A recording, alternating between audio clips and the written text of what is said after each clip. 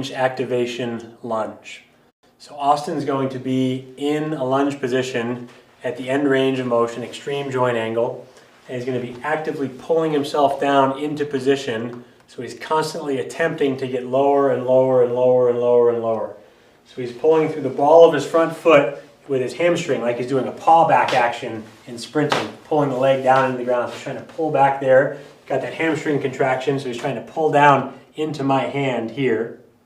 Keeping the pelvis neutral, just like that. He's using the glute to drive back through that back leg. So we want to make sure that back leg isn't collapsing here, but he's driving back onto the big toe. So he's using the big toe side of the foot, not out towards the pinky toe, but in towards the big toe. We want to make sure that neck is real long, like that. So we got that nice long neck, which helps keep the rest of the spine neutral. And we can have the hands either relaxed at the sides, clasped behind the head, held at the chest, or we can have them in sprinting position there. So that'll help us program in some of those reflexes that we need for efficient sprinting.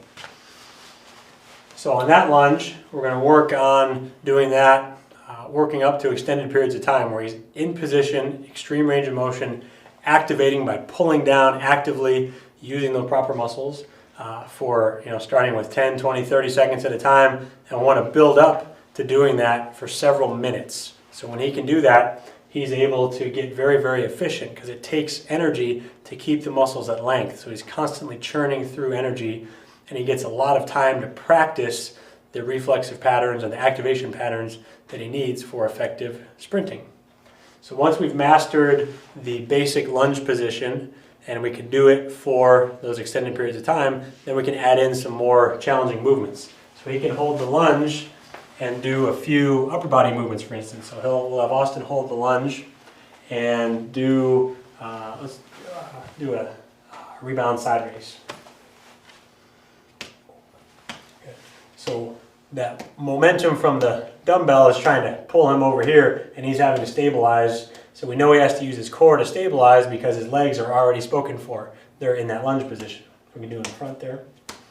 Then we can add in some moves to mobilize the hip flexors and the spine in this position too. So we can have the arms overhead and reach back. Then we can do moves where he's reaching over side to side. And then we can do side to side work where both arms are together, like that. So we're really lengthening out the obliques, the psoas, mobilizing the spine, all while staying in that good lunge position. And then finally here, reaching back into extension and rotation. And all the while, during this, he's still pulling into position in that proper lunge. So let's have him do one more lunge facing the front. I just want to show a couple things here. We want to make sure that that shin is vertical, so the knee's neither inside nor outside, but that we're balanced there. And we want to make sure the pelvis is square. So a lot of times there's a tendency to open up the pelvis like that. I want to make sure that pelvis is square so we're getting hip extension from the back hip here. And then we also want to make sure, make sure that the weight is pretty evenly distributed side to side.